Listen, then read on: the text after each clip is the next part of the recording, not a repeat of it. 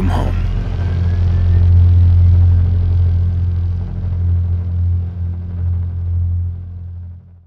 Yo, what's going on YouTube? Apoqsi here, and this originally wasn't going to be what I was going to talk about in this current video. I was actually going to talk about basically just the weapon modification stats and what you can actually change with the weapon modifications. And I'll quickly go over that, but there's actually something else that I want to talk about, and I'm pretty sure you guys can tell what I'm talking about by just looking at the title.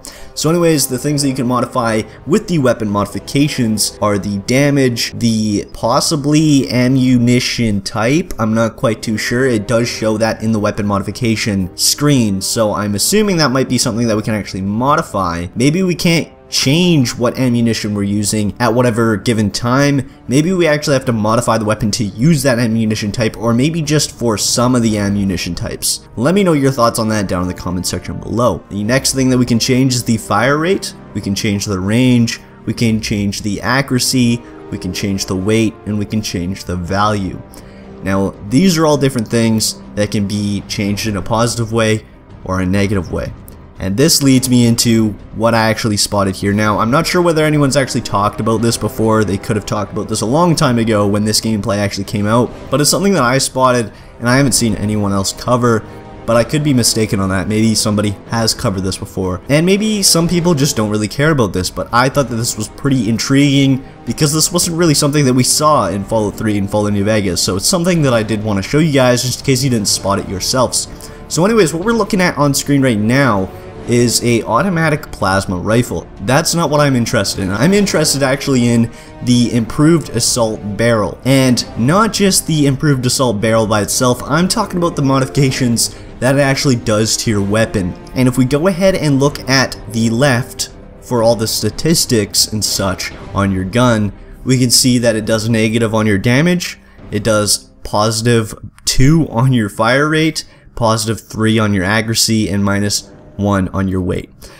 Now, I don't think that this is a combination of all the different modifications on your weapon, because if you go to other scenes where they're over top of the modifications, it doesn't show pluses and minuses because it's not selected or something like that. I'm not quite too sure how it all works. Maybe it is a combination of all the different modifications, but still, I'm thinking that there's a trade-off system here. And what I mean by that is some modifications might give you positives, but they also might give you negatives as well, and I'm assuming that this is what it's showing here.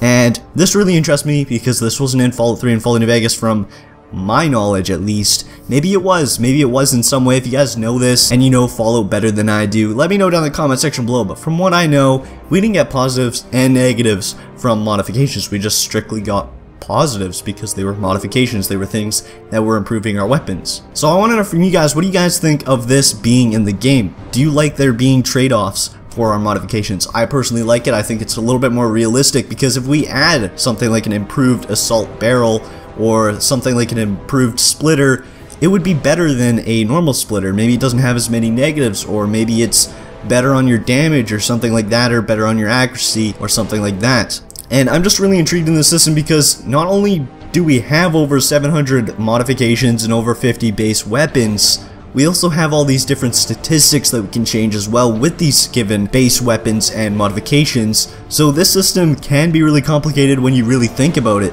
And I'm really intrigued in this system. I'm pretty sure I'll be probably spending hours upon hours in this system alone. And I was already intrigued with the whole settlement system because I'm probably going to be putting hundreds of hours into that. But I think I'm going to be putting a ton of time in this as well. And honestly, just this game is going to be sucking the life out of me, especially for the first few months. So I want to know from you guys down in the comment section below, what do you guys think of there being trade-offs in the modification system for Fallout 4? Let me know down in the comment section below. I'd love to see what you guys have to say. But that's actually it for this video. Hopefully you guys did enjoy. If you did, please smack that like button down below and subscribe to join the good fight. It would be super greatly appreciated. But until next time, this is Apoqsi signing off.